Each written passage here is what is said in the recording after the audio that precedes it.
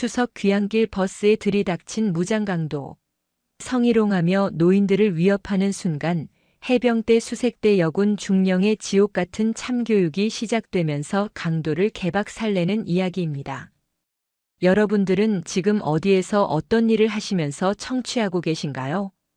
각자 댓글로 남겨주시면 감사드리겠습니다. 영상 시청하시기 이전에 구독과 좋아요 부탁드립니다. 저희에게 큰 힘이 됩니다. 추석 연휴 첫날 강원도 산골 마을의 새벽은 유난히 맑고 서늘했다. 해병대 수색대 중령 서아리는 강원도 고성군의 작은 시골 버스 터미널에 서 있었다. 계급장과 무거운 전투화 대신 단정한 생활 한복 차림의 그녀는 영락없이 고향을 찾은 단아한 여인의 모습이었다. 하지만 그녀의 등줄기를 타고 흐르는 북동풍은 단순한 계절풍이 아니었다. 38선 접경 지역의 싸늘한 공기처럼 그녀의 예민한 감각은 다가올 불길한 기운을 이미 감지하고 있었다. 서아린 30 중반의 나이에도 불구하고 여대생이라 해도 믿을 법한 동안의 얼굴은 청초하기 그지없었다. 투명한 피부와 커다란 눈망울, 오뚝한 콧날은 그 자체로 한 폭의 동양화 같았지만 그 눈빛 안에는 100만 번의 훈련과 실전을 통해 다져진 강철 같은 의지가 숨겨져 있었다. 해병대 특유의 절제된 움직임과 탄탄한 균형감은 한복의 부드러운 선 아래 숨겨진 그녀의 완벽한 몸매를 더욱 돋보이게 했다. 해병 수색대의 혹독한 훈련과 실전 경험은 그녀의 모든 세포에 각인되어 있었고 그 덕분에 그녀는 그 어떤 위기 상황에서도 흔들림 없는 평정심을 유지할 수 있었다. 그녀에게 해병 수색대는 단순한 직업이 아니라 자신의 존재 이유이자 삶의 철학 그 자체였다. 그녀의 고향은 설악산 깊은 곳에 자리한 작은 마을이었다. 오랜만에 맞는 추석 연휴, 그녀는 부모님과 조상님께 성묘를 올리기 위해 이른 아침부터 길을 나선 참이었다. 도시에서 오는 친척들을 만나기 위해 미리 내려와 있는 부모님께는 오늘 오후에나 도착할 것이라고 말씀드려 놓았다. 그들에게는 아직 군인이자 그것도 해병대 수색대 중령인 딸이 버스 한 대 제대로 타지 못해 고생할 거라는 걱정을 안겨드리고 싶지 않았기 때문이었다. 낡은 마을버스가 뿌연 매연을 뿜으며 정류장에 도착했다. 삐걱거리는 문이 열리고 버스 안에서는 정겹고 구수한 사투리가 흘러나왔다. 대부분의 승객은 허리가 굽은 노인들이었다. 꼬깃꼬깃한 돈 봉투를 들고 손자 손녀에게 줄 용돈을 준비하는 할머니, 갓 수확한 고구마와 배를 한 아름 짊어진 할아버지, 모두 추석의 풍요로움과 가족에 대한 따뜻한 사랑으로 가득 찬 얼굴들이었다.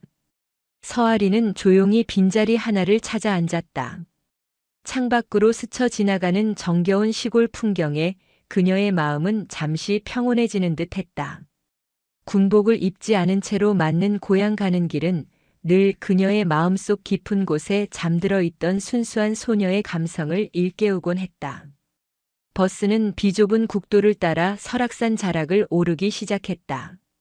추석 연휴라 그런지 평소보다 많은 차들이 오가는 길이었지만 마을버스 안은 여전히 평화로웠다. 노인들의 잔잔한 수다와 아이들의 웃음소리가 어우러져 한 폭의 따뜻한 풍경화를 연출하고 있었다.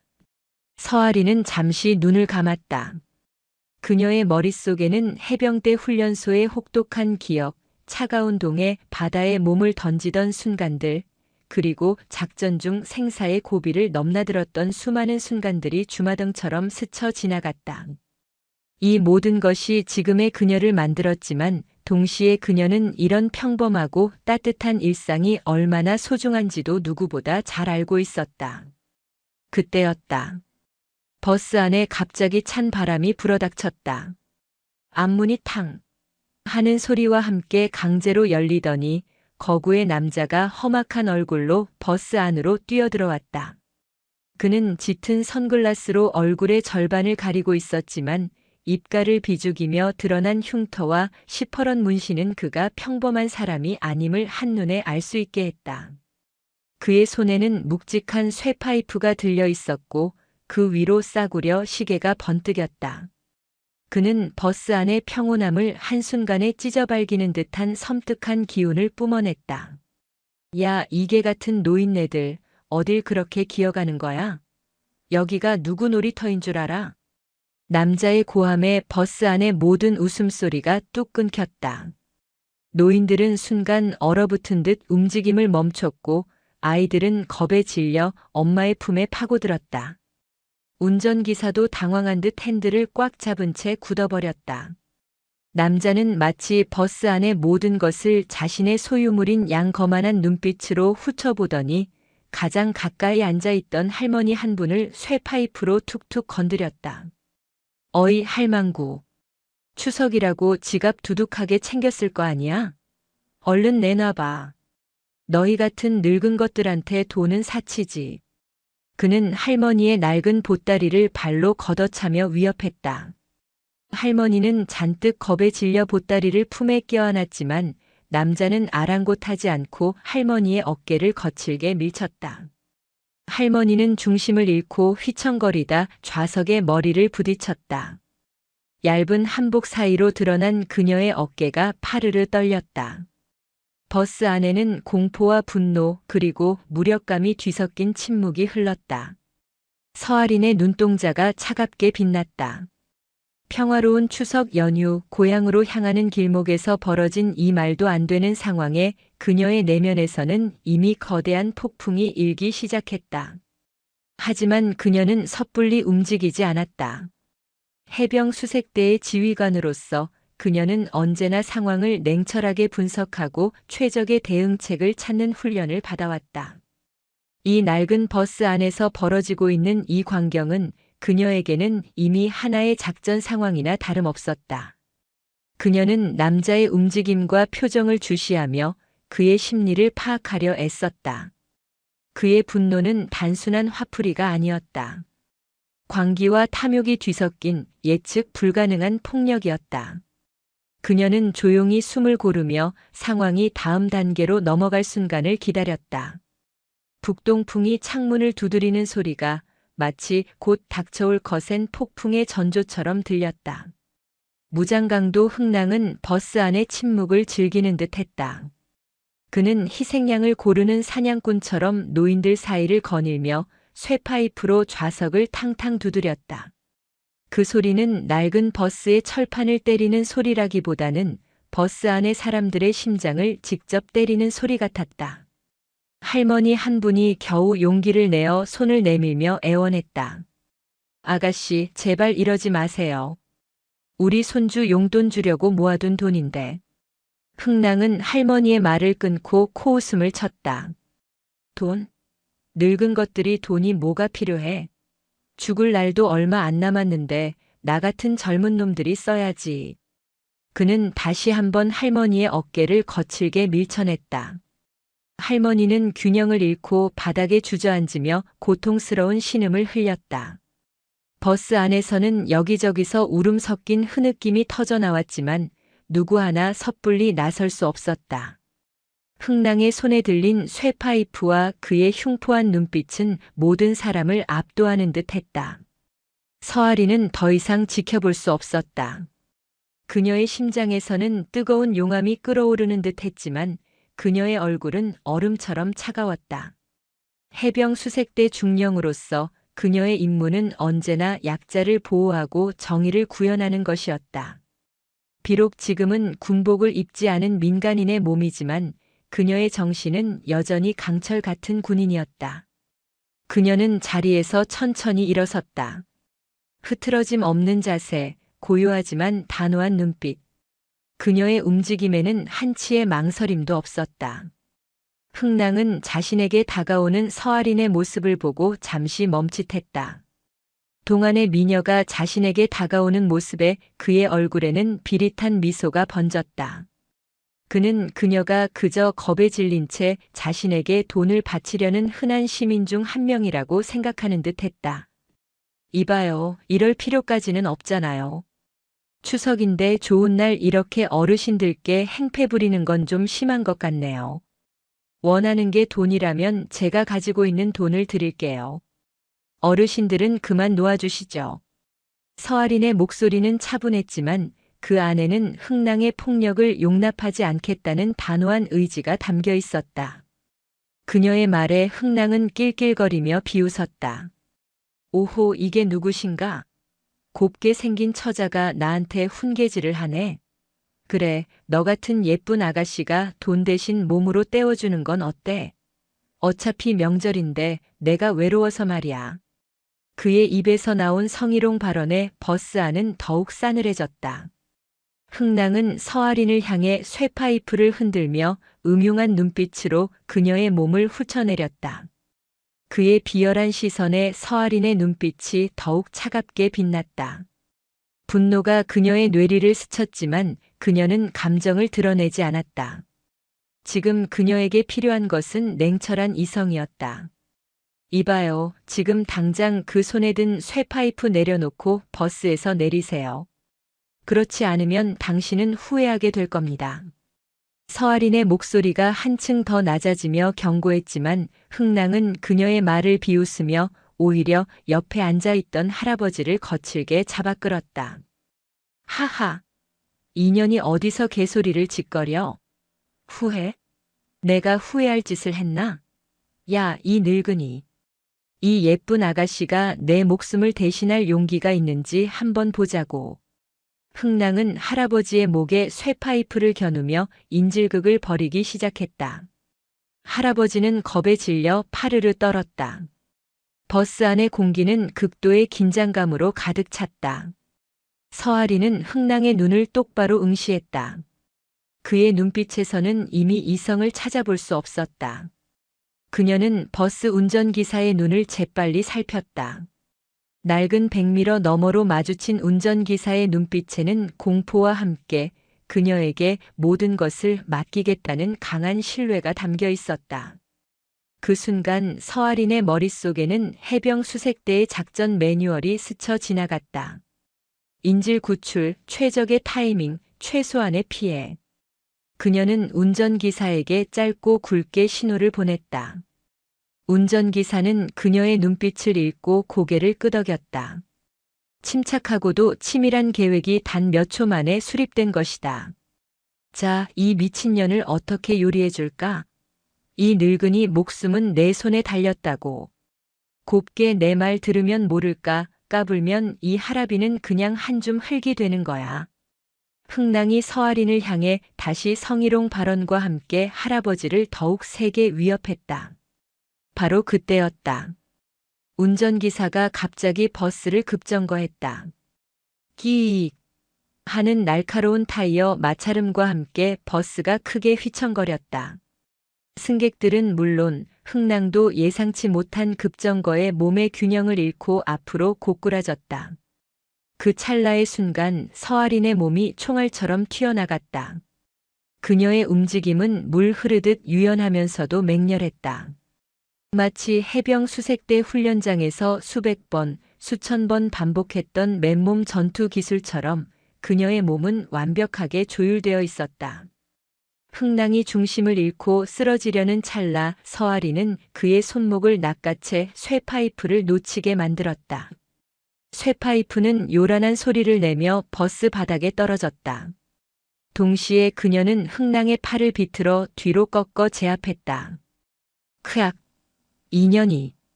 흥랑의 입에서 고통스러운 비명이 터져나왔다. 그의 몸은 순식간에 서아린의 완벽한 제압술에 갇혔다. 그는 자신의 힘으로는 도저히 벗어날 수 없음을 직감했다.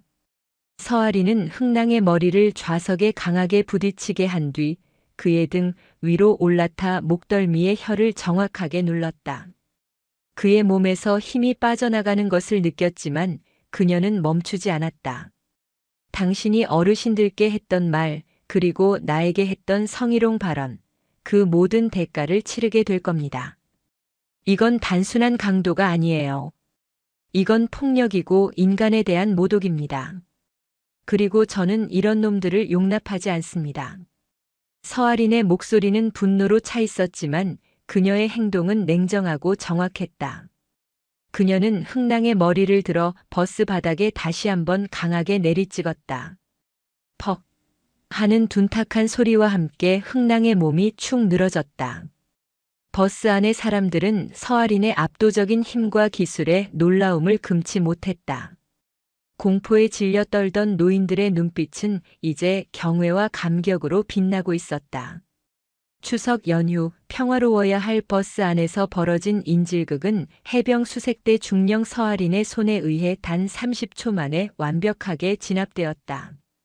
버스 안에는 정적만이 흘렀지만 그 정적 속에서는 정의가 승리했다는 묵직한 감동이 흐르고 있었다. 흥낭은 축 늘어진 채 버스 바닥에 엎드려 있었다. 서아린은 흥낭의 손목을 단단히 결박한 후 운전기사에게 경찰에 신고해 줄 것을 요청했다. 운전기사는 아직도 놀란 얼굴이었지만 서아린의 지시에 따라 빠르게 행동했다. 버스 안의 노인들은 안도의 한숨을 내쉬며 서아린에게 감사의 말을 전했다. 아이고, 아가씨 아니었으면 큰일 날 뻔했어요. 정말 고마워요. 우리 손주 용돈 다 뺏길 뻔했는데 정말 고마워요. 서아린은 노인들의 감사를 받으며 미소 지었다. 그녀의 얼굴에는 방금 전의 살벌한 분위기는 찾아볼 수 없었다. 그녀는 바닥에 쓰러져 있는 흥낭을 한 번 더 확인했다. 그의 품속에서 떨어져 나온 낡은 지갑 속에는 그의 신분증과 함께 낯선 명함 한 장이 들어 있었다. 명함에는 밤의 제왕 그림자라는 문구와 함께 알 수 없는 상징 문양이 박혀 있었다. 서아린의 눈빛이 다시 차갑게 변했다. 단순한 무장 강도가 아니었다. 이 사건 뒤에는 분명 무언가 더 큰 조직이 숨어 있었다. 얼마 지나지 않아 경찰차와 구급차가 요란한 사이렌 소리를 내며 버스에 도착했다.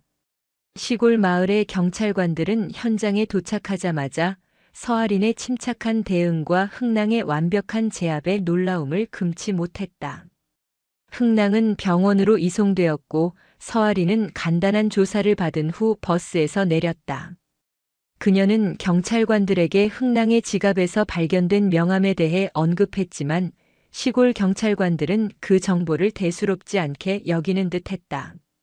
그들에게는 추석 연휴에 발생한 단순 강도 사건일 뿐이었다. 하지만 서아린은 그렇게 생각하지 않았다.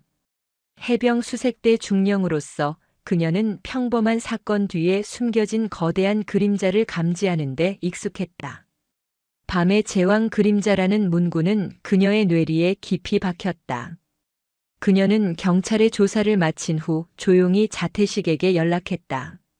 자태식은 그녀의 군 시절 가장 믿음직한 팀원이자 지금은 대한민국의 최고 사이버 보안 전문가였다. 자태식, 오랜만이야. 추석 연휴에 미안하지만 내 도움이 필요해. 선배님 필승. 무슨 일이십니까? 선배님 일이라면 제 일보다 중요합니다. 서아린은 버스에서 있었던 일과 흥낭의 지갑에서 발견된 명함에 대해 간략하게 설명했다. 이 명함에 적힌 밤의 제왕 그림자가 뭔지 알아봐줘. 단순한 강도가 아니라 뭔가 조직적으로 움직이는 놈들 같아. 밤의 제왕, 그림자 특이한데요. 알겠습니다. 바로 분석 시작하겠습니다. 결과 나오는 대로 보고 드리겠습니다. 필승. 자태식과의 통화를 마친 서아린은 버스 터미널 벤치에 앉아 깊은 생각에 잠겼다. 해병 수색대 중령으로서 그녀는 이 사건을 단순한 해프닝으로 넘길 수 없었다. 노인들을 향한 무자비한 폭력 그리고 그 뒤에 숨겨진 알 수 없는 조직의 그림자. 이것은 그녀의 정의감과 군인 정신을 다시 한번 일깨우는 계기가 되었다. 추석 연휴의 붉은 노을이 설악산 자락을 물들이고 있었다. 아름다운 풍경과는 대조적으로 서아린의 마음속에는 이미 새로운 전장이 펼쳐지고 있었다. 밤의 제왕 그림자라는 이름은 그녀에게 미지의 적에 대한 경고이자 새로운 임무의 시작을 알리는 신호탄이었다. 그녀는 자신의 고향으로 향하는 길목에서 우연히 거대한 범죄 조직의 실체와 마주하게 된 것이다. 며칠 후 자태식에게서 충격적인 보고가 날아왔다. 선배님, 밤의 제왕 그림자 조직에 대한 정보를 찾았습니다. 단순한 강도단이 아닙니다. 이들은 암룡이라는 거대한 범죄 카르텔의 하부 조직입니다. 주로 강원도 산간 지역과 접경지대에서 활동하며 마약 밀매, 인신매매, 고리대 금업 등 온갖 불법적인 일들을 저지르고 있습니다. 그 지역에서는 이미 공공연한 비밀이라고 하더군요. 특히 추석이나 설 같은 명절 연휴를 이용해 시골 노인들을 대상으로 사기나 강도 행각을 벌이는 경우가 많다고 합니다. 경찰도 그들의 존재를 알고 있지만 워낙 음지에 숨어 있고 지역 유력 인사들과 유착 관계를 맺고 있어서 쉽게 건드리지 못하는 상황입니다. 자태식의 보고는 서아린의 예감이 틀리지 않았음을 증명했다.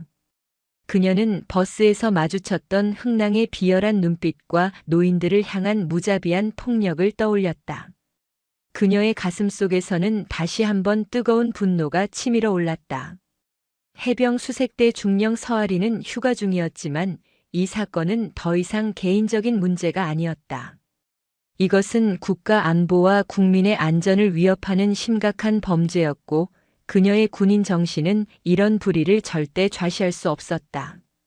암룡, 밤의 제왕, 그림자. 서아린은 나지막이 은조렸다. 그들이 숨어 있는 곳이 아무리 깊은 어둠이라 할지라도 나는 그 어둠을 찢고 그들의 실체를 세상에 드러낼 것이다. 그녀는 고향 부모님께는 급한 일이 생겨 휴가가 조금 연장될 것 같다고 연락을 드렸다. 그리고 자태식에게 암룡 조직에 대한 모든 정보를 더 깊이 파고들어 줄 것을 지시했다. 그녀의 추석 연휴는 예상치 못한 방향으로 흘러가고 있었다. 평화로운 성묘 대신 그녀는 이제 거대한 범죄 조직과의 전쟁을 준비해야 했다. 강원도 산골 마을의 추석은 해병 수색대 중령 서아린에게 새로운 전장의 서막을 알리는 불길한 신호탄이 되었다. 그녀의 강철 같은 심장은 이미 다음 작전을 위해 고동치기 시작했다.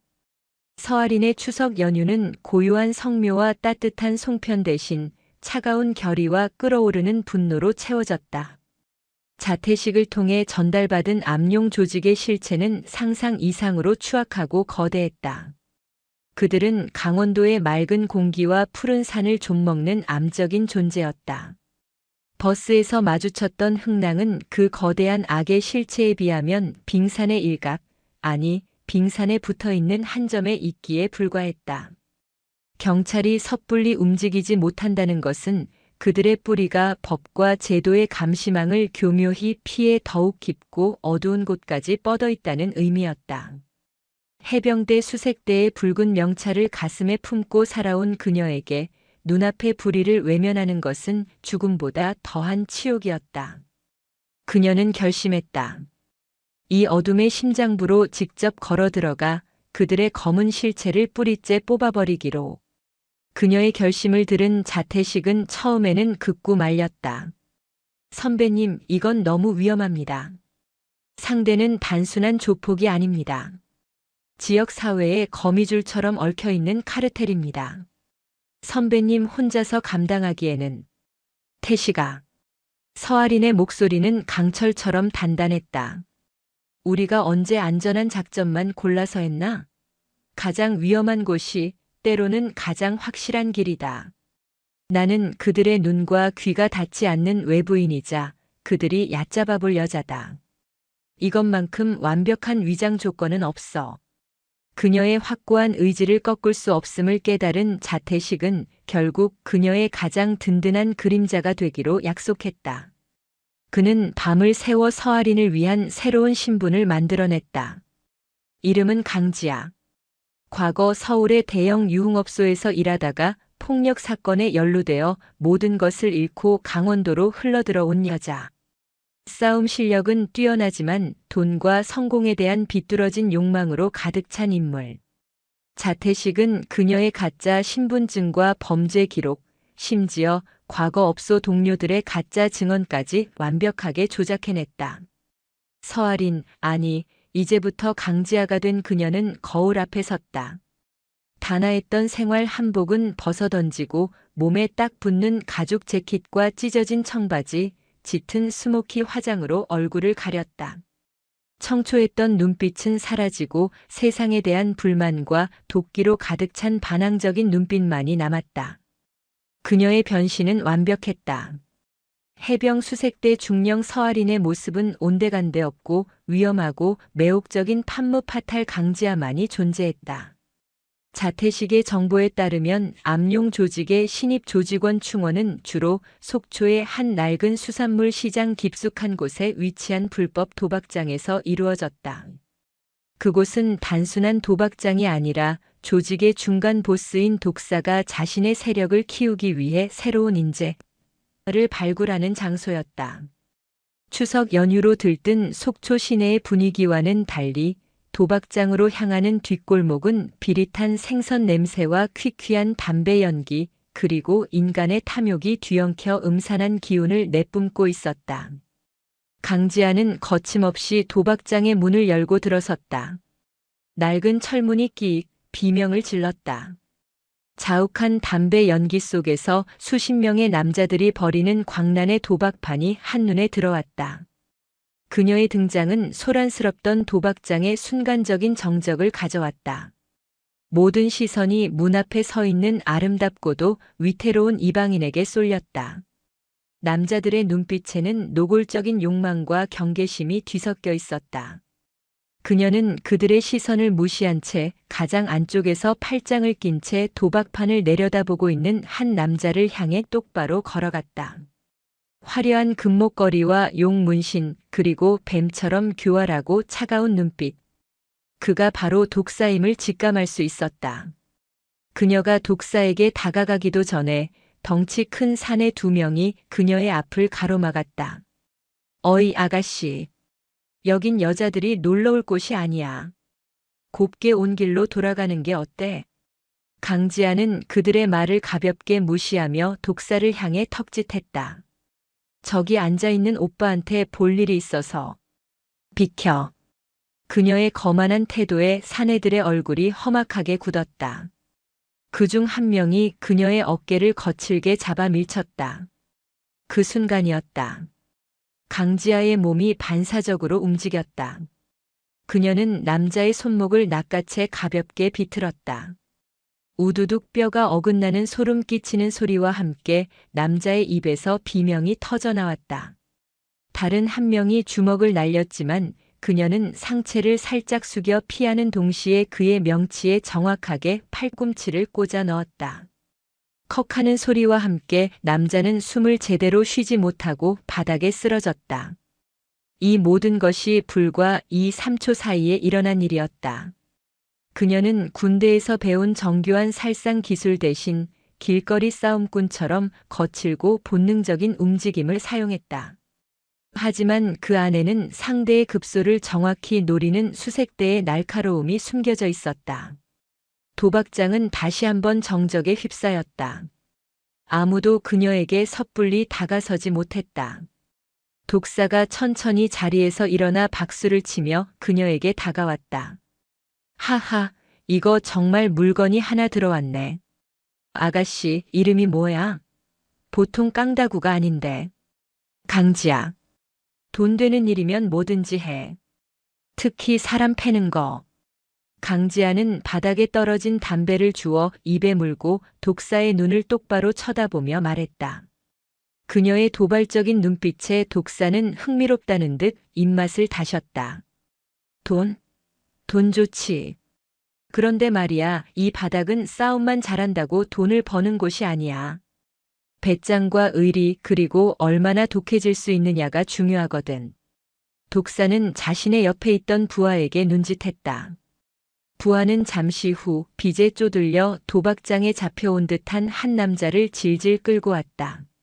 남자는 이미 여러 차례 구타를 당했는지 얼굴이 피투성이었다. 저 새끼, 우리 돈 3천만 원을 떼먹고 잠수를 탔어. 아가씨, 내 실력이 진짜인지 한번 테스트해봐야지. 저놈 손가락 하나 내가 직접 잘라봐.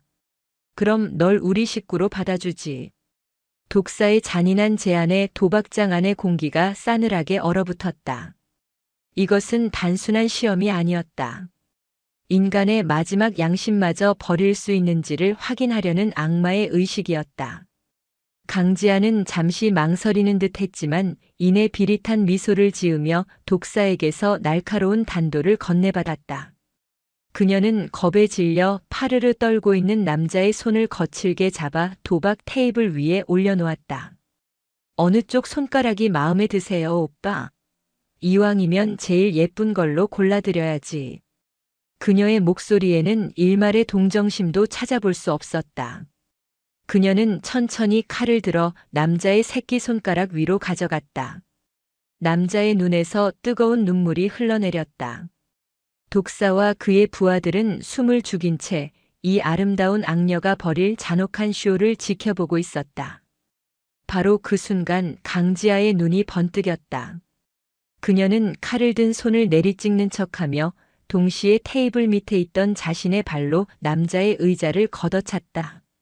남자는 의자와 함께 뒤로 낮아빠졌고 그녀의 칼은 남자의 손가락이 아닌 테이블 위를 쾅 하고 내리찍었다. 아씨, 이 새끼가 겁을 먹고 도망가네. 강지아는 일부러 욕설을 내뱉으며 넘어진 남자를 향해 달려가 발길질을 퍼부었다. 하지만 그녀의 발길질은 남자의 몸에 직접적인 충격을 주기보다는 주변의 의자와 테이블을 걷어차며 요란한 소리를 내는데 집중되었다. 독사와 부하들의 눈에는 그녀가 분노를 참지 못하고 날뛰는 것처럼 보였다. 됐어, 거기까지. 독사가 그녀를 제지했다. 그는 강지아의 어깨를 잡으며 만족스러운 미소를 지었다. 합격. 손가락은 자르지 못했지만 그 도끼는 마음에 드는군. 좋아, 오늘부터 넌 내 사람이다. 강지아. 서아리는 그렇게 암용 조직의 심장부로 향하는 첫 번째 관문을 통과했다. 그녀의 위장 잠입은 성공적이었다. 하지만 그녀는 알고 있었다. 이것은 시작에 불과하다는 것을. 이제부터 그녀는 매일 밤 독사 같은 뱀들과 함께 잠들고 그들의 의심을 피하며 거대한 어둠의 실체를 파헤쳐야만 했다. 추석의 보름달이 속초의 밤바다를 비추고 있었지만 그녀의 마음속에는 차가운 전장의 달만이 떠 있었다.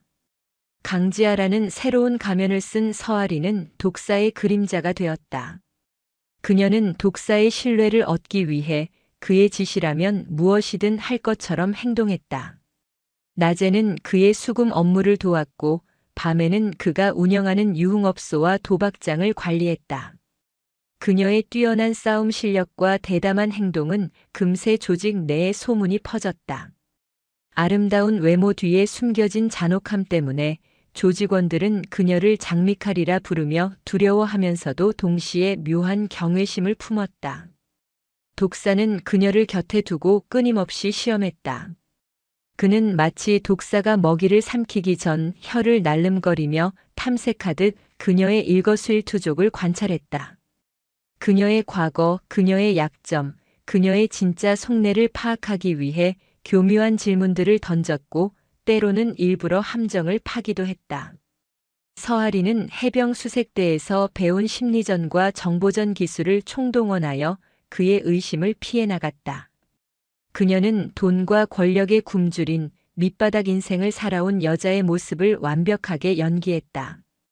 그녀의 연기는 너무나 완벽해서 때로는 그녀 스스로가 진짜 서아린과 가짜 강지아 사이에서 혼란을 느낄 정도였다.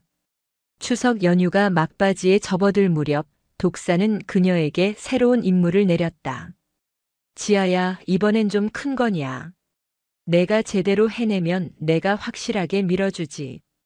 그의 목소리에는 평소보다 더 큰 기대와 함께 날카로운 시험의 의도가 담겨 있었다. 임무의 내용은 강릉시에 위치한 한 중소건설업체 사장에게서 투자금 5억 원을 회수하는 것이었다. 서류상으로는 합법적인 투자 계약이었지만 실상은 암용 조직이 건설업체의 이권을 빼앗기 위해 쳐놓은 덫이었다. 사장은 지역 사회에서 신망이 두터운 인물로 끝까지 조직의 협박에 굴복하지 않고 버티고 있었다. 그 영감 보통 내기가 아니야. 경찰에도 연줄이 좀 있는 것 같고 입도 살아있어서 여론을 자기 편으로 만들 줄 알지. 지금까지 보낸 놈들은 전부 빈손으로 돌아왔어. 내가 가서 확실하게 무릎 꿇리고 와. 방법은 뭐든 상관없어. 필요하다면 그 영감 가족들을 좀 괴롭혀도 좋고. 독사는 일부러 잔인한 방법을 제시하며 그녀의 반응을 살폈다. 서아린의 심장이 차갑게 식었지만 강지아의 얼굴에는 탐욕스러운 미소가 번졌다. 걱정 마세요, 오빠. 내가 가서 그 영감 추석 제사상 대신 자기 무덤에 절하게 만들어줄 테니까. 대신 성공하면 약속한 건 확실하게 챙겨주셔야 해요. 그녀는 독사에게서 건설업체 사장의 신상 정보와 주소, 그리고 가족 사진까지 건네받았다. 사진 속에는 사장과 그의 아내, 그리고 대학생으로 보이는 딸이 환하게 웃고 있었다. 평범하고 행복해 보이는 가족의 모습에 서아린의 마음 한구석이 무겁게 가라앉았다. 그녀는 또다시 무고한 시민을 자신의 작전에 끌어들여야만 했다. 다음 날 서아린은 부하 2명을 데리고 강릉으로 향했다. 그녀는 사장의 사무실이 아닌 그의 집으로 바로 찾아갔다. 추석 연휴 마지막 날 온 가족이 모여있을 시간을 노린 것이다. 고급 주택가에 위치한 사장의 집 앞, 그녀는 부하들에게 주변을 경계하게 한 뒤 혼자서 초인종을 눌렀다. 문을 열고 나온 것은 사장의 아내였다. 그녀는 낯선 여자의 등장에 경계심을 드러냈지만 서아린은 미리 준비한 과일 바구니를 내밀며 부드럽게 미소 지었다. 사모님 안녕하세요. 저는 사장님 회사와 새로 거래를 시작하게 된 사람인데 추석 인사차 들렀습니다. 그녀의 상냥한 태도와 아름다운 외모에 사장의 아내는 잠시 경계를 풀고 그녀를 집 안으로 들였다. 거실에서는 사장과 그의 딸이 함께 TV를 보고 있었다. 갑작스러운 방문객에 사장의 얼굴이 굳었지만 서아린은 아랑곳하지 않고 소파에 앉았다. 사장님 사업이 많이 어려우신가 봐요. 얼굴이 많이 상하셨네요. 5억, 그거 사장님한테는 큰 돈이 아닐 텐데 왜 이렇게 저희를 힘들게 하세요? 강지아의 목소리는 방금 전과는 180도 달라져 있었다. 부드러움은 사라지고 얼음장처럼 차가운 협박조의 말투만이 남았다. 사장은 분노하며 소리쳤다. 당신들 대체 정체가 뭐야? 여긴 내 집이야. 당장 나가지 않으면 경찰에 신고하겠어. 경찰? 좋죠. 부르세요. 그런데 그 전에 따님 대학 생활은 즐겁대요? 요즘 세상이 흉흉해서 예쁜 딸 가진 부모님들은 걱정이 많으시겠어요. 밤길 조심해야지. 낯선 사람이 주는 음료수도 함부로 마시면 안 되고. 서아린의 시선이 사장의 딸에게 향했다. 그녀의 협박은 직접적이지 않았지만 그 안에 담긴 내용은 그 어떤 폭력보다 더 잔인하고 위협적이었다. 사장과 그의 아내, 딸의 얼굴이 하얗게 질렸다. 이것은 단순한 돈 문제가 아니라 가족의 안전을 담보로 한 악랄한 협박이었다. 서아린은 이 방법을 선택한 스스로에게 환멸을 느꼈지만 독사의 의심을 피하고 그의 신뢰를 얻기 위해서는 어쩔 수 없는 선택이었다. 바로 그때 서아린은 거실 한쪽에 놓인 가족사진 액자 뒤에 아주 작은 녹음기가 숨겨져 있는 것을 발견했다. 그녀의 수색대 본능이 발동한 것이다. 사장은 이미 조직의 협박을 예상하고 모든 대화를 녹음하여 증거를 남기려 하고 있었다. 서아린의 머릿속이 빠르게 회전했다. 이 상황을 어떻게 이용할 것인가? 그녀는 일부러 더 거칠게 사장을 몰아붙였다. 사장, 마지막으로 경고하는데 내일 정오까지 약속한 돈 입금해. 그렇지 않으면 내 예쁜 딸이 어떤 꼴을 당하게 될지 내 입으로 말하게 하지 마. 알았어? 그녀는 자리에서 일어나 사장의 멱살을 잡고 거칠게 흔들었다. 그리고 그의 귓가에 녹음기에는 들리지 않을 아주 작은 목소리로 속삭였다. 사장님, 저를 믿으세요. 이건 연극입니다. 내일 정오 경찰과 함께 제가 알려드리는 장소로 오세요. 모든 걸 끝낼 기회입니다. 그녀는 사장의 손에 아주 작은 메모지 하나를 몰래 쥐어주었다. 메모지에는 시간과 장소, 그리고 증거를 가지고 오시오라는 문장이 적혀 있었다. 사장은 혼란스러운 눈으로 그녀를 쳐다봤다. 악마의 얼굴을 한 이 여자의 진짜 정체는 무엇일까? 하지만 그는 지푸라기라도 잡는 심정으로 그녀의 제안을 믿어보기로 했다. 서아리는 사장의 집을 나와 독사에게 전화를 걸었다. 오빠, 그 영감 완전 겁먹었어. 내일 정오까지 돈 입금 안 하면 자기 딸부터 찾아가겠다고 했더니 질질 짜면서 알겠다고 하더라고. 역시 말로 해서는 안 되는 족속들이야. 잘했어, 지아야. 역시 넌 내가 본 여자 중에 최고야. 독사는 그녀의 보고에 매우 만족해하며 내일 돈이 들어오면 함께 축하 파티를 하자고 제안했다. 서아리는 그의 제안을 수락하며 전화를 끊었다. 하지만 그녀의 마음은 무겁기만 했다. 내일 정오 그녀는 자신의 목숨과 사장 가족의 운명, 그리고 암룡 조직의 실체를 건 위험한 도박을 시작해야만 했다. 그녀의 위험한 동행은 이제 막 클라이맥스를 향해 치닫고 있었다. 그녀는 차창 밖으로 스쳐 지나가는 강릉의 밤거리를 보며 자신의 손에 쥐어진 작은 메모지가 거대한 악을 무너뜨릴 도화선이 되기를 간절히 바랐다. 다음 날 정오 약속된 돈은 입금되지 않았다. 독사는 예상했다는 듯이 웃으며 강지아의 어깨를 두드렸다. 그 영감 아직 정신을 못 차렸군. 좋아, 지아야. 이제 내가 왜 장미칼인지 제대로 보여줄 시간이야. 그 영감 딸이 다닌다는 대학 어딘지 알지? 가서 확실하게 보여주고 와. 우리가 그냥 말로만 협박하는 놈들이 아니라는 걸. 그의 눈빛은 잔혹한 기대로 번뜩였다. 서아리는 기다렸다는 듯이 고개를 끄덕였다. 이것이 바로 그녀가 그린 그림이었다. 그녀는 독사에게서 받은 차량에 올라타 사장의 딸이 다닌다는 대학교로 향했다. 하지만 그녀의 진짜 목적지는 그곳이 아니었다. 그녀는 사장에게 전날 밤 몰래 건넨 메모에 적힌 약속 장소, 경포호수 인근의 한적한 폐창고로 향했다. 그곳에는 이미 사복 차림의 경찰들과 굳은 얼굴의 사장이 그녀를 기다리고 있었다.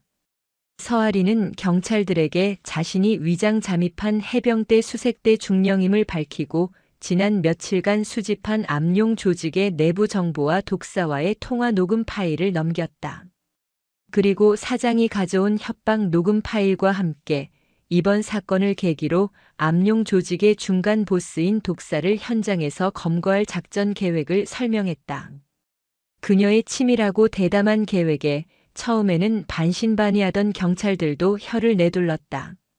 제가 지금 독사에게 연락해서 사장 딸을 납치했다고 보고할 겁니다. 그리고 몸값을 받기 위해 이곳 폐창고로 유인하겠습니다. 여러분은 주변에 매복해 있다가 독사와 그의 부하들이 현장에 나타나면 즉시 덮치십시오. 이것은 매우 위험한 작전이었다. 만약 독사가 함정을 눈치채거나 경찰의 포위망이 뚫리기라도 한다면 그녀의 목숨은 보장할 수 없었다.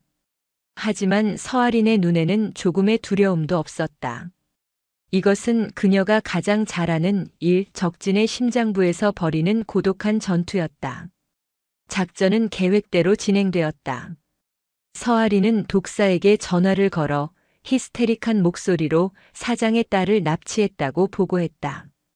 전화기 너머에서는 겁에 질린 여자의 비명소리가 희미하게 들려왔다. 물론 그 비명소리는 자퇴식이 미리 준비해둔 음향 효과였다. 오빠, 이 계집애가 하도 발악을 해서 좀 손을 봐줬어. 이제 그 영감한테 전화해서 당장 10억 준비하라고 해. 돈은 여기 경포호수 폐창고로 직접 가져오라고 하고. 그녀의 실감나는 연기에 독사는 완벽하게 속아 넘어갔다. 그는 크게 웃으며 자신이 직접 돈을 챙겨서 그곳으로 가겠다고 말했다. 조직의 돈을 빼돌릴 절호의 기회라고 생각한 것이다. 약 1시간 후 독사와 그의 부하 10여 명이 탄 차량들이 폐창고로 들어섰다. 독사는 차에서 내리며 의심의 눈초리로 주변을 살폈지만 이미 경찰 특공대와 서아린의 완벽한 위장술에 속아 넘어간 뒤였다. 그가 창고 안으로 들어서는 순간 서아린은 미리 약속된 신호를 보냈다. 창고의 모든 문이 동시에 닫히고 매복해 있던 경찰 특공대가 사방에서 쏟아져 나왔다. 움직이지 마. 강릉경찰서 강력반이다. 모두 무기 버리고 손들어. 순식간에 아수라장이 되었다. 독사와 그의 부하들은 격렬하게 저항했지만 이미 완벽하게 준비된 경찰의 상대가 되지 못했다. 서아린은 혼란의 틈을 타 도망치려는 독사의 앞을 막아섰다. 어딜 가시나 오빠. 파티는 이제 시작인데. 너 정체가 뭐야? 독사는 그제야 모든 것이 함정이었음을 깨닫고 분노에 찬 눈으로 그녀를 노려봤다. 그는 품 안에서 칼을 꺼내 그녀에게 달려들었다. 하지만 그는 상대가 누구인지를 몰랐다. 서아린은 그의 공격을 가볍게 피하며 그의 팔을 꺾어 칼을 떨어뜨리게 했다. 그리고 이어지는 간결하고도 치명적인 타격. 그녀의 손날이 독사의 목덜미를 정확하게 가격하자 거구의 독사는 비명 한 번 지르지 못하고 그대로 바닥에 쓰러졌다. 독사의 검거는 암용 조직을 뒤흔든 거대한 파문이 시작이었다. 그는 경찰 조사에서 살아남기 위해 자신이 알고 있는 조직의 모든 비밀을 털어놓기 시작했다. 그의 입에서는 상상 이상의 추악한 진실들이 쏟아져 나왔다. 그리고 마침내 그 모든 어둠의 정점에 있는 존재, 암용의 진짜 이름이 드러났다. 마진태. 겉으로는 강원도 지역 경제를 이끄는 성공한 사업가이자 존경받는 지역 유지 행세를 하고 있지만 그 가면 뒤에는 강원도 전체를 자신의 왕국으로 만들려는 야심을 품은 냉혹한 범죄 조직의 수장이었던 것이다. 독사의 정보에 따르면 마진태는 매년 추석 연휴 마지막 날 자신의 비밀 별장에서 조직의 핵심 간부들만을 초대해 성대한 연회를 연다고 했다. 그곳에서 조직의 차기 계획을 발표하고 배신자를 처단하는 등 중요한 결정들이 이루어진다는 것이었다. 올해의 연회는 바로 오늘 밤 평창의 깊은 산속에 위치한 그의 비밀 아지트 용의 둥지에서 열릴 예정이었다. 서아린과 경찰에게는 절호의 기회였다. 조직의 수뇌부를 일망타진할 수 있는 단 한 번의 기회. 하지만 용의 둥지는 외부와 완벽하게 차단된 요새나 다름없었다. 수십 명의 무장한 경비원들이 24시간 삼엄한 경계를 펼치고 있었고 내부에 접근하는 것은 거의 불가능에 가까웠다.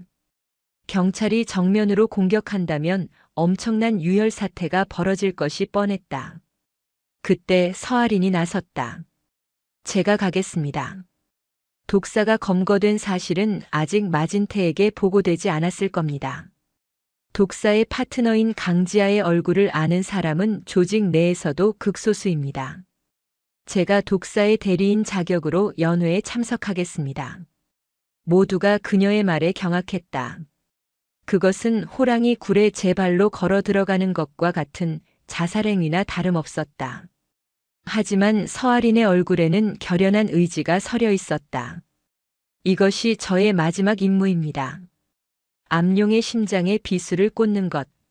제가 연회 내부에서 교란을 일으키고 정보를 보내면 여러분은 그 신호에 맞춰 외부에서 진입하십시오. 이것이 피해를 최소화하고 마진태를 잡을 수 있는 유일한 방법입니다. 그날 밤 추석의 휘영청 밝은 보름달 아래 서아린은 독사의 차를 몰고 평창의 깊은 산속으로 향했다. 용의 둥지로 향하는 길은 험하고 어두웠지만 그녀의 마음은 그 어느 때보다 뜨겁게 타오르고 있었다. 화려한 드레스로 갈아입은 그녀의 허벅지에는 초소형 발신기이자 폭파 장치가 숨겨져 있었다. 그녀는 이제 강지아라는 가면마저 벗어던지고 오직 해병 수색대 중령 서아린으로서 이 길고 긴 추석 연휴의 마지막 전투를 준비하고 있었다. 화려하게 불을 밝힌 용의 둥지의 모습이 시야에 들어왔다. 가면을 쓴 악마들의 추악한 연회, 그 한복판으로 그녀는 망설임 없이 걸어 들어갔다. 그곳에서 그녀를 기다리고 있는 것이 무엇이든 그녀는 피하지 않을 터였다. 왜냐하면 그녀는 대한민국 해병대 수색대의 자랑스러운 지휘관이었기 때문이다. 평창의 밤은 깊고 고요했다. 하지만 해발 700m 고지에 숨겨진 마진테의 비밀 별장, 용의 둥지는 그 고요를 비웃듯 대낮처럼 환한 불빛과 소란스러운 음악 소리를 토해내고 있었다. 겉보기에는 최고급 목재와 통유리로 지어진 우아한 산장이었지만 서아리는 그곳의 감도는 피비린내와 탐욕의 기운을 느낄 수 있었다. 이곳은 용의 둥지가 아니라 온갖 독사들이 모여 맹독을 나누는 구렁이 소굴이었다. 독사의 검은색 세단이 육중한 철문에 다다르자 자동 인식 시스템이 차량 번호를 확인하고는 소리 없이 문을 열었다. 입구에서부터 삼엄한 경비가 펼쳐졌다. 검은 정장을 입은 귀에 무선 이어폰을 꽂은 경호원들이 매의 눈으로 주변을 살폈다. 그들의 품속에는 분명 차가운 총기가 숨겨져 있을 터였다. 이곳은 대한민국이 아닌 마진테라는 왕이 지배하는 작은 왕국이었다. 서아린, 아니 강지아는 차에서 내렸다. 오늘 밤을 위해 그녀가 선택한 의상은 몸의 곡선을 대담하게 드러내는 붉은색 실크 드레스였다. 등 부분이 깊게 파여 평소 고된 훈련으로 다져진 탄탄한 등 근육이 우아한 선을 그리고 있었다. 짙은 화장과 도발적인 붉은 립스틱은 그녀의 아름다움을 한층 더 위험하고 매혹적으로 만들었다. 그녀의 등장은 연회장에 들어서는 순간부터 모든 이의 시선을 사로잡았다. 남자들의 눈에는 노골적인 욕망이, 여자들의 눈에는 질투와 경계심이 어렸다. 독사의 여자 장미칼이라는 별명으로 암암리에 알려진 그녀의 등장은 이 가면 무도회에 던져진 하나의 뜨거운 불씨와도 같았다. 연회장은 그야말로 부패의 전시장이었다. 지역구 국회의원, 현직 검사와 경찰 간부, 대기업 임원들이 조직의 핵심 간부들과 어울려 웃고 떠들며 술잔을 부딪히고 있었다. 그들의 웃음소리 뒤에는 추악한 거래와 검은 뒷돈의 악취가 진동했다. 서아리는 혐오감을 감추고 독사의 파트너로서 자연스럽게 그들 무리에 섞여들었다. 그녀는 교태 섞인 미소와 적당한 아양으로 남자들의 비위를 맞추며 그들의 대화에 귀를 기울였다. 그녀의 머릿속에서는 이미 자퇴식이 건네준 조직도와 얼굴 사진들이 눈앞의 인물들과 빠르게 맞춰지고 있었다. 저자는 마약 유통을 담당하는 흑표범, 저자는 사채업을 총괄하는 진해, 그리고 저기 정치인에게 아첨을 떨고 있는 자는 조직의 자금 세탁을 담당하는 회계사다. 얼마 지나지 않아 연회장의 모든 소음이 멎었다. 2층 난간의 한 남자가 모습을 드러냈기 때문이었다. 40 후반으로 보이는 온화한 미소와 지적인 눈빛을 가진 남자. 값비싼 맞춤 정장을 입은 그의 모습은 범죄 조직의 수장이라기보다는 성공한 기업가나 대학 교수에 가까웠다. 그가 바로 암용 마진테였다. 귀한 분들, 제 누추한 집에 오신 것을 환영합니다. 즐거운 추석 연휴의 마지막 밤 모든 시름은 잊고 마음껏 즐기시길 바랍니다. 그의 부드러운 목소리가 연회장을 가득 메웠다. 하지만 서아리는 그의 눈빛 속에 숨겨진 모든 것을 꿰뚫어보는 듯한 차갑고 날카로운 이성을 놓치지 않았다. 저 온화한 가면 뒤에 진짜 괴물의 얼굴이 숨어 있었다. 마진테는 난간을 내려와 연회장을 둘러보며 손님들과 일일이 인사를 나눴다. 그리고 마침내 그의 발걸음이 서아린 앞에서 멈췄다. 처음 보는 얼굴인데 아주 매력적인 분이시군. 누구신가? 마진테의 시선이 그녀의 머리부터 발끝까지를 천천히 훑었다. 그것은 남자의 욕망이 담긴 시선이 아니었다. 마치 새로운 무기의 성능을 가늠하는 듯한 분석적이고 차가운 시선이었다. 강지아라고 합니다, 회장님. 독사 오빠 밑에서 일 배우고 있습니다. 서아리는 일부러 목소리를 한 톤 높여 가볍고 철없는 여자처럼 대답했다. 독사? 그 친구가 이런 미인을 숨겨두고 있었군. 그런데 오늘은 왜 혼자지? 독사는 어디 있나? 마진태의 질문은 가벼웠지만 그 안에는 의심의 칼날이 숨겨져 있었다. 서아린의 심장이 순간 얼어붙는 듯 했지만 그녀는 태연하게 웃으며 대답했다. 오빠는 급한 수금건이 있어서요. 저더러 먼저 가서 회장님께 인사드리고 있으라고 하더라고요. 금방 올 거예요. 그녀는 마진태의 팔에 자신의 팔을 은근슬쩍 끼며 그의 시선을 피하지 않고 똑바로 마주봤다. 이 위험한 남자 앞에서 조금이라도 약한 모습을 보이면 그대로 잡아먹히고 말 것이었다. 마진태는 잠시 그녀의 눈을 들여다보더니 이내 온화한 미소를 지으며 그녀의 손등에 가볍게 입을 맞췄다. 좋아. 독사가 오기 전까지는 내가 그대의 파트너가 되어주지. 그 순간 연회장 한쪽에서 고성이 터져나왔다. 마약 유통권을 두고 흑표범의 세력과 다른 파벌 간의 시비가 붙은 것이다. 순식간에 분위기는 험악해졌고 양쪽 조직원들이 서로의 멱살을 잡고 금방이라도 주먹을 날리듯이 으르렁거렸다.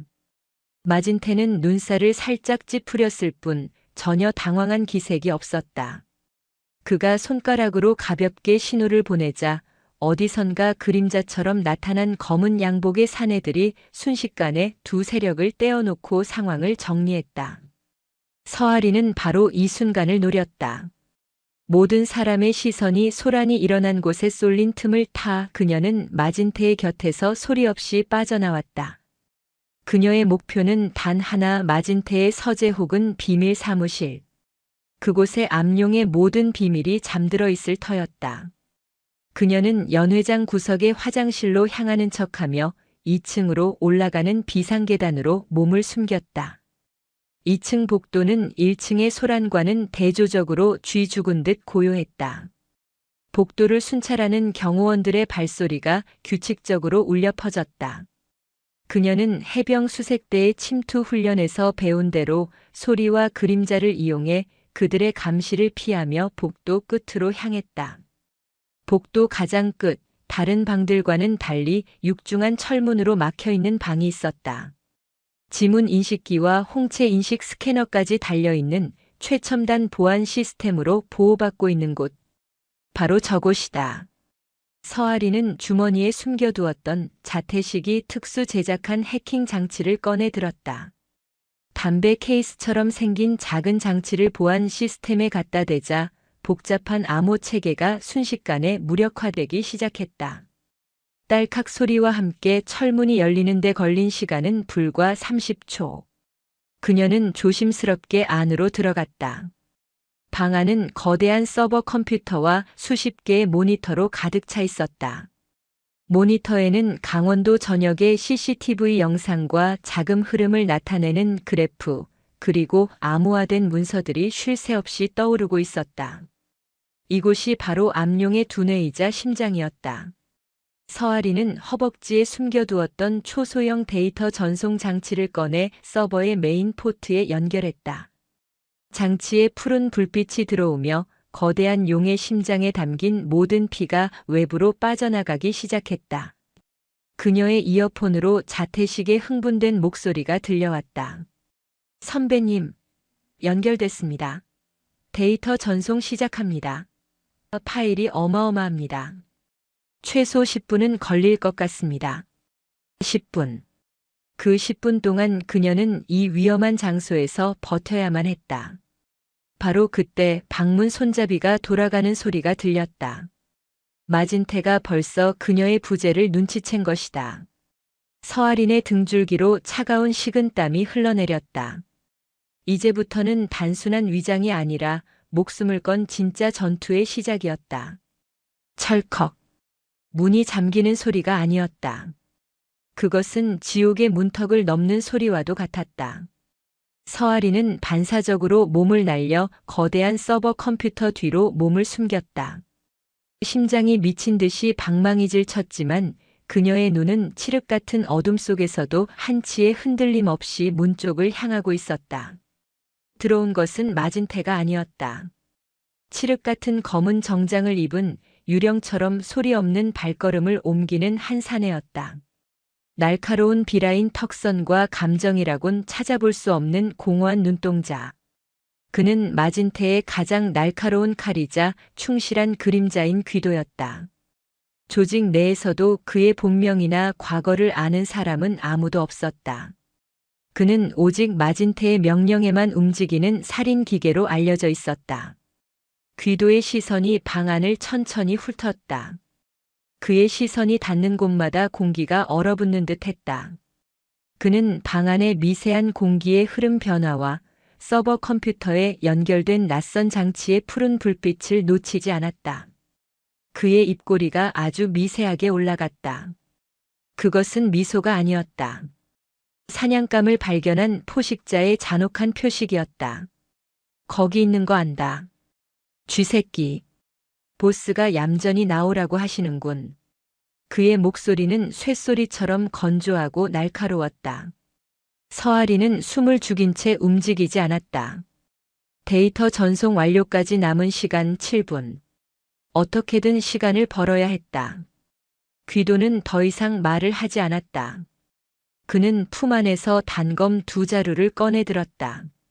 역수로 쥔 단검의 칼날이 희미한 불빛에 번뜩였다. 그는 망설임 없이 서버 컴퓨터를 향해 몸을 날렸다. 서아리는 그의 움직임을 예측하고 몸을 굴려 공격을 피했다. 챙. 귀도의 단검이 서버의 철제 외벽을 깊숙이 파고들며 불꽃을 튀겼다. 그의 힘은 인간의 것이라고는 믿기 어려울 정도였다. 좁은 사무실 안에서 두 그림자의 사투가 시작되었다. 귀도의 공격은 직선적이고 파괴적이었다.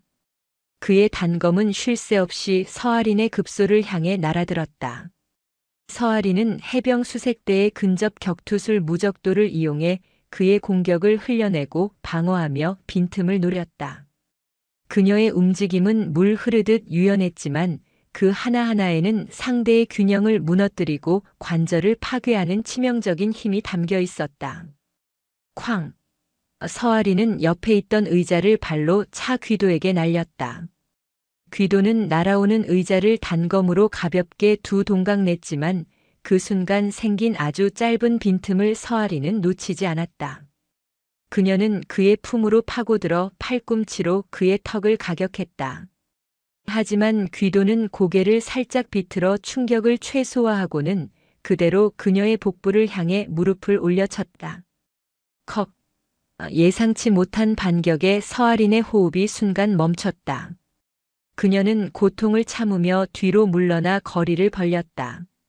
상대는 그녀가 지금까지 상대했던 길거리 깡패들과는 차원이 달랐다.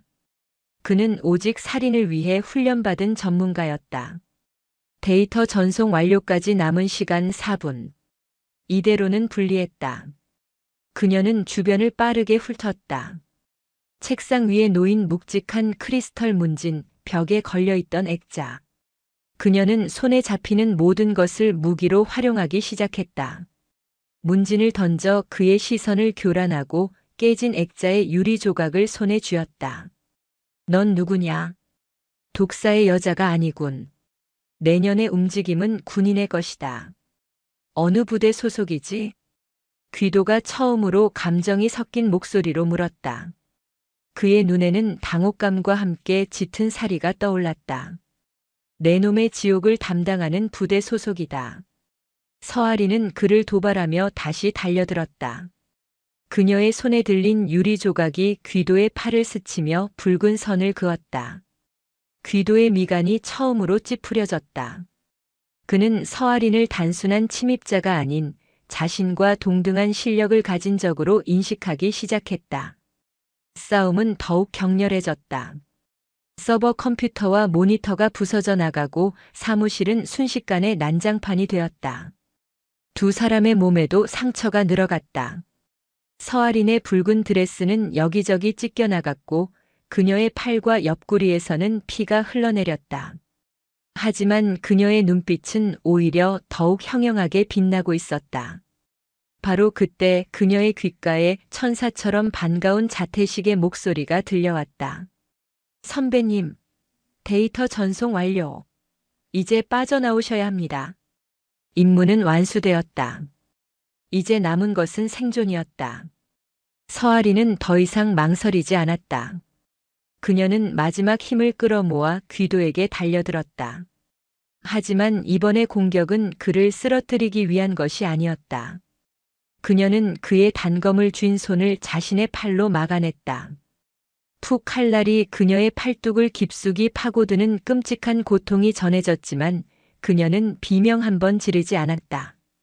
대신 그가 무방비 상태가 된 순간을 이용해 그의 품에 숨겨져 있던 권총을 빼앗아 들었다. 움직이지 마. 상황은 역전되었다. 서아리는 피 흘리는 팔로 겨우 총을 든 채 귀도를 겨눴다. 하지만 귀도의 얼굴에는 패배의 기색이 없었다. 오히려 그는 비웃고 있었다. 어리석군. 내가 이겼다고 생각하나? 그 순간 사무실의 비상벨이 요란하게 울리기 시작했다. 복도 밖에서 수십 개의 발소리가 들려왔다. 그녀와 귀도의 싸움 소리에 이미 모든 경비 병력이 이곳으로 몰려오고 있었던 것이다. 그녀의 신분은 완벽하게 노출되었다. 이옷에 같은 용의 둥지 깊숙한 곳에 그녀는 완전히 고립되고 만 것이다. 모두 들어와. 전현을 잡아. 마진테의 분노에 찬 목소리가 스피커를 통해 울려 퍼졌다. 그는 자신의 심장부에 비수를 꽂은 배신자를 결코 용서할 생각이 없었다. 문이 부서져라 두드리는 소리가 들려왔다. 서아리는 귀도를 향해 총을 겨눈 채 천천히 뒷걸음질 쳤다. 사방이 막힌 절체절명의 위기. 선배님, 경찰이 외곽 포위망을 완성했습니다. 이제 신호를 주시면 됩니다. 자태식의 다급한 목소리가 들려왔다. 서아리는 결심했다. 그녀는 드레스 아래 허벅지에 숨겨두었던 마지막 비장의 카드, 초소형 폭파 장치를 꺼내 들었다. 그것은 이 방을 날려버릴 만큼 강력하지는 않았지만 이 철옹성 같은 요새의 균열을 내기에는 충분했다. 작전 개시. 그녀는 나지막이 읊조리며 사무실의 창문을 향해 총을 쏘았다. 탕. 방탄 유리의 거미줄 같은 금이 같지만 깨지지는 않았다. 하지만 그것으로 충분했다. 그녀는 그 균열을 향해 폭파 장치를 던졌다. 그리고 귀도를 향해 마지막으로 말했다. 이게 바로 해병대식 인사법이다. 그녀는 폭파 장치의 기폭 스위치를 누르는 동시에 방 안의 거대한 책상 밑으로 몸을 던졌다. 쾅! 귀를 찢는 굉음과 함께 사무실의 벽 한쪽이 무너져 내렸다. 창밖에 차가운 밤 공기가 폭풍처럼 밀려들어왔다. 화려했던 가면무도회는 끝났다. 이제부터는 피와 화약 냄새가 진동하는 진짜 전쟁의 시작이었다. 배신자의 낙인이 찍힌 그녀는 이제 폭풍의 눈이 되어 거대한 용의 심장을 향해 마지막 포효를 내지를 준비를 마쳤다. 용의 둥지를 뒤흔든 굉음은 서아린에게 새로운 길을 열어주었지만 동시에 그녀를 모든 적들의 표적으로 만들었다. 무너진 벽 너머로 쏟아져 들어오는 차가운 밤 공기와 함께 수십 명의 무장한 조직원들이 벌떼처럼 사무실로 몰려들었다.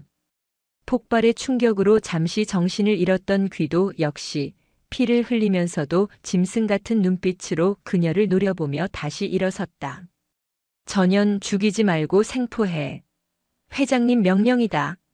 조직원들이 외치는 소리를 들으며 서아리는 무너진 벽에 잔해를 딛고 아슬아슬하게 바깥 테라스로 빠져나왔다. 2층 높이의 테라스 아래로는 잘 가꿔진 정원이 보였다. 뛰어내리기에는 너무 높았다. 그녀는 총을 쏘며 저항하는 동시에 주변 지형을 빠르게 스캔했다. 바로 그때 용의 둥지 외곽에서 또 다른 폭음과 함께 총성이 울려 퍼지기 시작했다. 약속된 시간에 맞춰 경찰 특공대의 진입 작전이 시작된 것이다.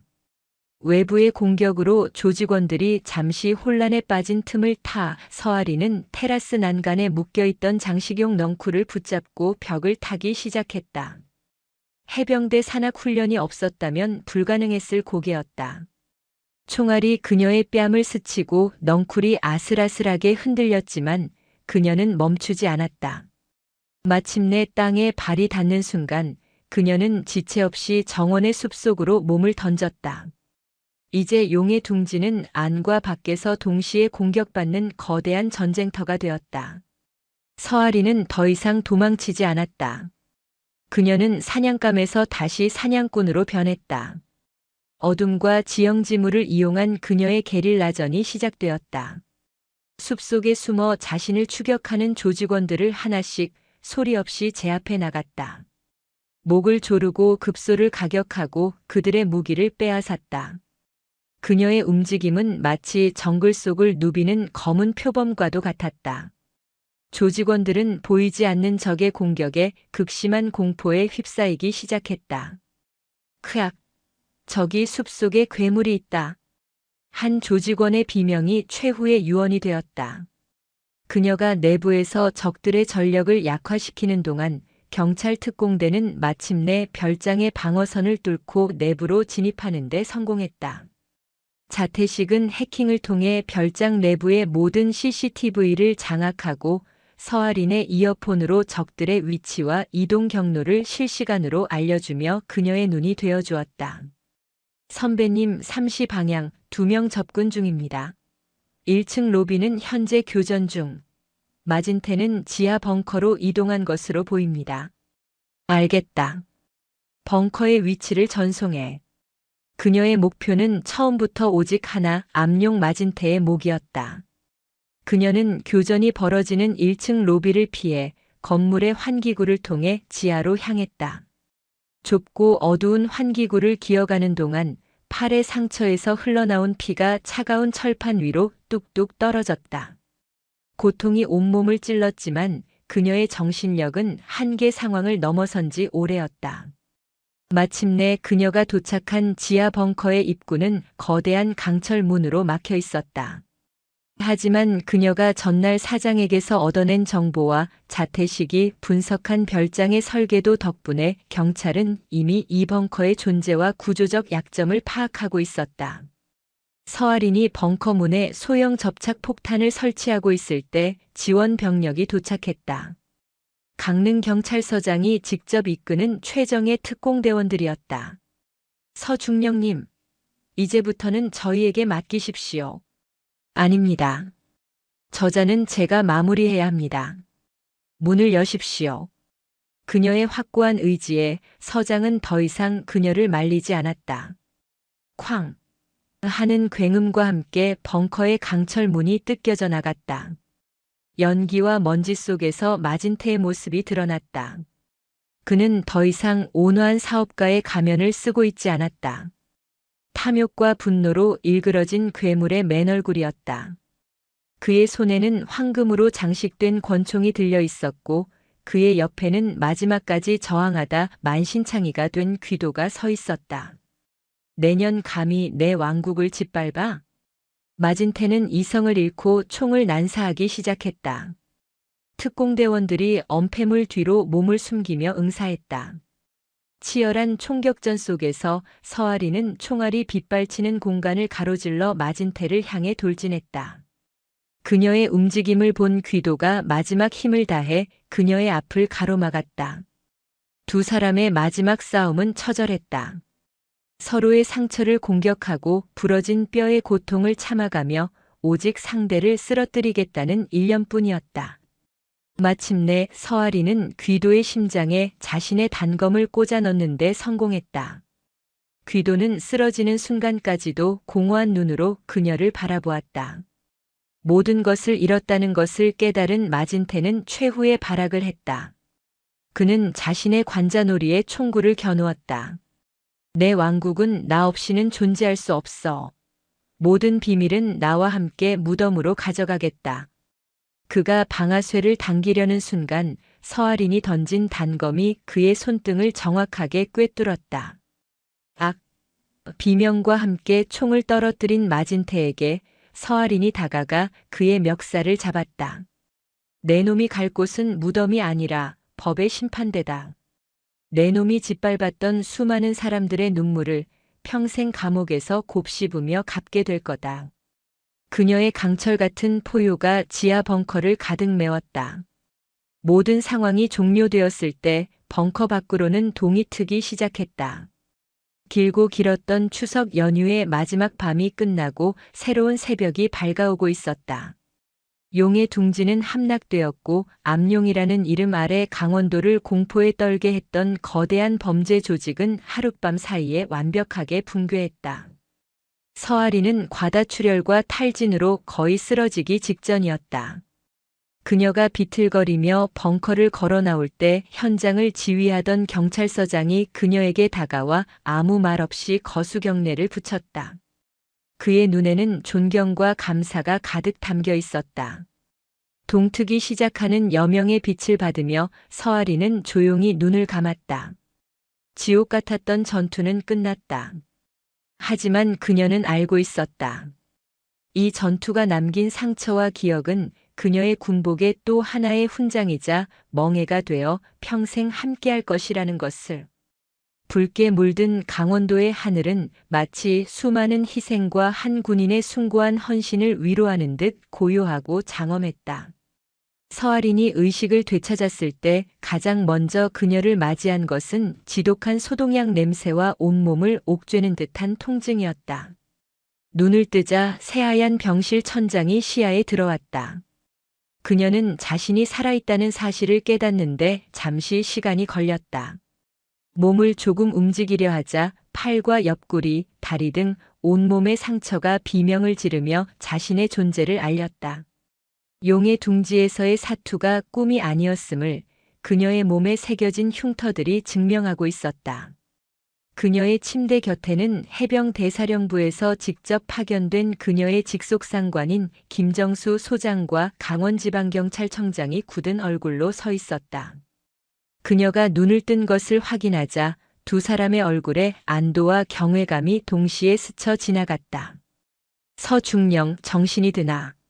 살아 돌아와줘서 정말 고맙네. 김정수 소장이 그녀의 손을 조심스럽게 잡으며 말했다. 그의 목소리는 언제나처럼 단단했지만 미세하게 떨리고 있었다. 대한민국 해병대가 길러낸 최고의 인간 병기 중 하나가 하마터면 차가운 시신으로 돌아올 뻔했던 아찔한 순간을 그는 밤새도록 되뇌고 있었을 터였다.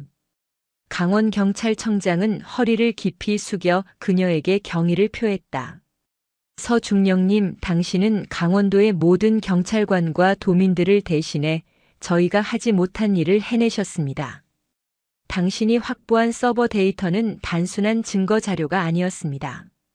그것은 강원도를 갉아먹던 거대한 악의 실체를 담은 판도라의 상자였습니다. 그의 설명에 따르면 서아린이 목숨을 걸고 빼내온 데이터는 상상 이상의 파급력을 가져왔다. 암룡 조직과 유착 관계에 있던 국회의원, 검찰, 경찰 고위 간부, 언론인, 기업가 등 수십 명의 이름이 담긴 리스트가 발견되었다. 대한민국을 뒤흔들 거대한 부패 게이트가 열린 것이다. 언론은 연일 이 사건을 암룡 게이트라 칭하며 대서특필했고 국회에서는 특별검사팀이 꾸려졌다. 강원도를 넘어 대한민국 전체가 발칵 뒤집혔다. 마진태와 조직의 핵심 간부들은 물론 그들과 결탁했던 사회 지도층 인사들이 줄줄이 구속되었다. 강원도의 하늘을 뒤덮고 있던 검은 그림자는 한 명의 해병대 장교가 쏘아 올린 작은 신호탄에 의해 산산조각 나 흩어지고 있었다. 하지만 서중령, 자네의 이번 임무는 공식적으로 존재하지 않는 일이 될 걸세. 김정수 소장이 무거운 목소리로 말했다. 군인의 민간인 사건 개입, 특히나 위장 잠입과 비밀 작전 수행은 엄청난 파장을 불러일으킬 수 있었다. 그녀의 신분이 노출된다면 그녀의 남은 군 생활은 물론 군 전체의 명예에도 흠집이 갈 수 있었다. 결국 국방부와 경찰청은 그녀의 존재를 완벽하게 지우기로 결정했다. 암룡 게이트의 시작은 조직 내부의 불만 세력이 제공한 결정적 제보 덕분인 것으로 공식 발표될 예정이었다. 그녀는 이 거대한 승리의 역사 속에서 이름 없는 유령, 소리 없는 영웅으로 남아야만 했다. 괜찮습니다. 제가 원했던 것은 명예나 보상이 아니었으니까요. 서아리는 담담하게 대답했다. 그녀가 군복을 입은 이유는 단 하나, 이 나라와 국민을 지키기 위함이었다. 자신의 이름이 역사에 기록되지 않더라도 자신이 지켜낸 사람들의 평화로운 일상이 계속된다면 그것으로 충분했다. 그녀의 길고 외로운 회복 기간이 시작되었다. 찢어진 근육과 부러진 뼈가 붙어가는 고통보다 그녀를 더 괴롭힌 것은 정신적인 후유증이었다. 밤마다 악몽에 시달렸다. 귀도의 공허한 눈동자, 마진테의 광기 어린 마지막 모습이 끊임없이 그녀를 괴롭혔다. 전투의 순간에는 느끼지 못했던 공포와 살이의 기억들이 고요한 병실의 밤을 채웠다. 그녀는 오랜 시간 동안 불을 켠 채로 잠을 청해야만 했다. 그런 그녀에게 가장 큰 위로가 되어준 것은 동료들의 방문이었다. 가장 먼저 찾아온 것은 자태식이었다. 그는 노트북을 들고 와 연일 터져나오는 암용 게이트 관련 뉴스를 보여주었다. 선배님 보십시오. 선배님이 시작하신 태풍이 대한민국을 어떻게 바꾸고 있는지. 사람들은 이제야 진실을 알게 되었습니다. 더 이상 강원도의 어르신들이 명절에 조폭들에게 뜯길 일은 없을 겁니다. 그의 말에 서아리는 희미하게 미소 지었다. 자신의 희생이 헛되지 않았음을 확인하는 순간이었다. 며칠 뒤에는 강릉의 건설업체 사장과 그의 가족이 찾아왔다. 그들은 눈물을 흘리며 그녀의 손을 잡고 몇 번이고 고맙다고 말했다. 사장의 딸은 삐뚤빼뚤한 글씨로 쓴 감사 편지와 함께 직접 뜬 목도리를 그녀에게 선물했다. 군인 아저씨 아니 언니. 감사해요. 언니 덕분에 저희 가족이 다시 웃을 수 있게 되었어요. 추우실 텐데 이거 꼭 하고 다니세요. 서아리는 그 목도리를 받아들며 목이 메어 아무 말도 할 수 없었다. 자신이 지켜낸 것이 바로 이런 평범한 사람들의 따뜻한 마음과 소중한 일상이라는 사실이 그 어떤 훈장보다도 그녀의 가슴을 뜨겁게 만들었다. 가장 힘든 순간에 그녀를 일으켜 세운 것은 역시 가족이었다. 뒤늦게 소식을 듣고 한달음에 달려온 그녀의 부모님은 핏기 없는 얼굴로 침대에 누워있는 딸의 모습을 보고 차마 말을 잇지 못했다. 어머니는 딸의 깡마른 손을 붙잡고 하염없이 눈물만 흘렸고 평생 무뚝뚝하시던 아버지는 아무 말 없이 창밖만 바라보며 연신 마른 세수를 했다. 군에서 알려준 간략한 사고 경위를 들었지만 그들은 딸의 몸에 새겨진 상처들이 단순한 사고의 결과가 아님을 직감하고 있었다. 할인아 이제 그만하면 안 되겠니? 엄마는 내가 이렇게 다치는 거 더는 못 보겠다. 어머니의 눈물 섞인 애원에 서아리는 차마 고개를 들 수 없었다. 하지만 그녀는 알고 있었다. 자신이 그만두면 또 다른 누군가가 자신처럼 다쳐야만 한다는 것을. 그녀는 그저 어머니의 손을 마주 잡으며 죄송하다는 말밖에 할 수 없었다. 시간이 흘러 버스 안에서 그녀에게 참교육을 당했던 흥랑은 교도소 독방에서 TV 뉴스를 보고 있었다. 연일 터져나오는 암용 게이트의 실체와 자신이 하늘처럼 떠받들던 독사와 암용 마진테가 수갑을 찬 채 법정에 서는 모습을 보며 그는 온몸에 소름이 돋는 것을 느꼈다. 그제야 그는 깨달았다. 그날 추석 시골 버스에서 자신이 건드렸던 그 여자는 그냥 좀 싸움 잘하는 미친년이 아니었다는 것을. 그녀는 거대한 용의 목을 벤 전설 속의 영웅이었다. 그는 TV 화면을 향해 그리고 기억 속의 그녀를 향해 처음으로 깊이 고개를 숙였다. 그것이 그의 길고 어리석었던 인생에 대한 뒤늦은 참교육의 마침표였다. 2달 후 늦가을의 햇살이 따사로운 어느 날 서아리는 마침내 퇴원했다. 군복도 화려한 드레스도 아닌 평범한 청바지와 스웨터 차림이었다. 그녀는 병원을 나서자마자 강원도로 향하는 시외버스에 몸을 실었다. 그녀의 길고 길었던 추석 연휴의 마지막 여정을 마치기 위해서였다. 버스는 그녀의 기억 속 그 길을 다시 달렸다. 창밖으로는 울긋불긋한 단풍이 절정을 이룬 설악산의 풍경이 그림처럼 펼쳐졌다. 버스 안의 풍경은 2달 전과 확연히 달라져 있었다. 노인들의 얼굴에는 더 이상 불안과 공포의 그림자가 없었다. 그들은 암용 게이트 이후 지역 사회가 얼마나 평화로워졌는지에 대해 이야기하며 환하게 웃고 있었다. 아무도 자신들의 평화를 되찾아준 상처 입은 영웅이 바로 옆자리에 앉아 있다는 사실을 알지 못했다. 서아리는 그들의 웃음소리를 들으며 조용히 눈을 감았다. 이것이 바로 자신이 원했던 세상의 모습이었다. 마침내 버스가 그녀의 고향 마을 입구에 섰다. 굴뚝에서는 저녁밥 짓는 연기가 피어오르고 집집마다 새어나오는 불빛이 따뜻하게 느껴졌다. 그녀가 집으로 향하는 작은 오솔길을 걷자 멀리서 그녀를 발견한 어머니가 맨발로 뛰어나왔다. 우리 딸, 이제야 왔구나. 이제야 왔어. 어머니는 딸을 부둥켜 안고 한참을 놓아주지 않았다. 집 안에서는 그녀가 가장 좋아하던 된장찌개 냄새와 갓 부쳐낸 전 냄새가 흘러나오고 있었다. 그녀를 위한 아주 많이 늦어버린 추석 잔치가 이제 막 시작되고 있었다. 그날 저녁 서아리는 부모님과 함께 툇마루에 앉아 늦은 송편을 빚었다. 한때는 적의 목을 겨누고 방아쇠를 당겼던 그녀의 손. 수많은 상처와 굳은 살이 박인 그 손으로 그녀는 서툴지만 정성껏 송편을 빚었다. 어머니는 그런 딸의 손을 가만히 내려다보며 아무 말 없이 눈시울만 붉혔다. 서아리는 밤하늘에 떠오른 금음달을 바라보았다. 2달 전 그녀의 전쟁을 지켜보았던 그 보름달은 아니었지만 어둠 속에서 조용히 빛을 내는 그 모습이 꼭 자신과 닮아 있다고 생각했다. 진정한 강함이란 적을 파괴하는 힘이 아니라 사랑하는 사람들의 소중한 평화를 지켜내려는 굳은 의지에서 나온다는 것을 그녀는 이번 전쟁을 통해 온몸으로 깨달았다. 그녀의 길고 피로 얼룩졌던 추석은 이제 끝났다. 상처 입은 영웅은 마침내 가족이라는 가장 따뜻하고 평온한 항구로 귀환한 것이다. 강원도의 밤하늘은 그 어느 때보다 고요했고 그녀의 마음에도 오랜만에 찾아온 깊은 평화가 잔잔한 파도처럼 밀려오고 있었다. 영상이 유익하셨다면 구독과 좋아요, 댓글까지 부탁드리겠습니다.